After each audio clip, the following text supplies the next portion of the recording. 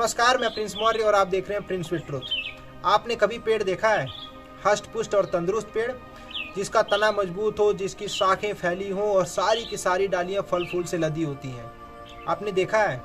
यदि आपने देखा है तो क्या कभी आपने विचार किया है कि ऐसा क्यों है कि इसकी सारी की सारी डालियां फैली हुई हैं, सारी की सारी डालियां फल और फूल से लदी हुई हैं? ऐसा क्यों नहीं है कि एक ही डाली पर फल आए, एक ही डाली पर फूल आए और बाकी की बाकी सूखी हुई हो? ऐसा क्यों नहीं है?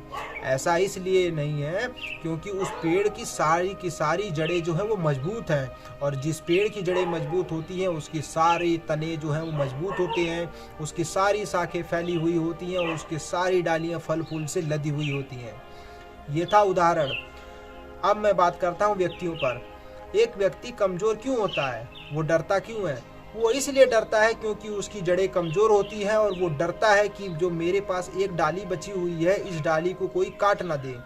कहीं किसी ने काट दिया तो मेरे पास कुछ नहीं बचेगा। इसलिए वो व्यक्ति हमेशा डरा हुआ रहता है, हमेशा डरा डरा रहता है कि मेरा जो ये एक स्किल है, एक डाली है, यही मुझे बचा के रखा हुआ है, तो इसी ने मुझे सुरक्षित रखा है, तो इसको सुरक्षित करना है, इसलिए वो डरा रहता है। तो एक व्यक्ति को अपनी जड़ें मजबूत करनी चाहिए और उसको अपने तने मजबूत करने चाहिए, अपनी शाखें चारों तरफ फैलानी चाहिए। अब वो फैलेंगी कैसे? जड़ें मजबूत होंगी कैसे? वो ऐसे होंगी जैसे पेड़ समय के साथ साथ अपने आप को सींचता है, अपनी जड़ें मजबूत करता है, अपने आप को फैलाता है, नई नई चीज़ें एक तरीके से सीखता है समय के साथ। वैसे ही व्यक्ति को भी नई नई चीज़ें सीखनी चाहिए, अपने ऊपर काम करना चाहिए जैसे पेड़ करता है। तो अपने ऊपर काम करने का मतलब क्या है?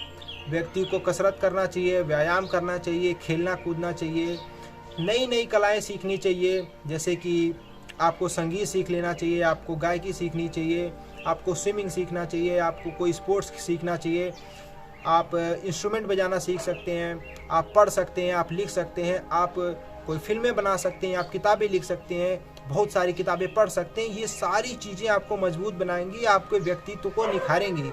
तो जब आप हर तरफ आप अपना काम करेंगे और हर तरफ अपने आप को मजबूत बनाएंगे, स्पोर्ट्स में भी आप मजबूत हैं तो आपका शरीर स्वस्थ होगा, आप पढ़ रहे हैं, आप लिख रहे हैं तो आपका मन भी मजबूत होगा, आपकी सोचने समझने की शक्ति बढ़ेगी, आप किसी काम में रुचि ले रहे हैं, किसी की मदद कर दे रहे हैं तो उस काम में भी आपका फ़ायदा होगा।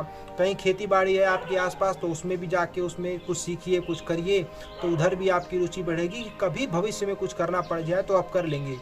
तो इससे क्या होगा कि आपकी जड़ें मजबूत होंगी, और जब आपकी जड़ें मजबूत होंगी तो आपकी डालियां जो होंगी वो मजबूत होंगी, आपके तने मजबूत होंगे। तने से मतलब है परिश्रम करेंगे तो आप मजबूत होंगे, आपका शरीर मजबूत होगा और आपकी शाखें फैलेंगी, यानी आपका रिलेशन बढ़ेगा, आपका जो समाज में है वो पकड़ बनेगी, आप चारों तरफ फैलेंगे, आपकी पहुंच बनेगी। और फल फूल से लदने का मतलब है कि जब फल लदेगा मतलब आप प्रोडक्टिव हो जाएंगे, आप कुछ भी करेंगे तो उसका कुछ ना कुछ रिजल्ट मिलेगा, कुछ ना कुछ उसका प्रभाव पड़ेगा।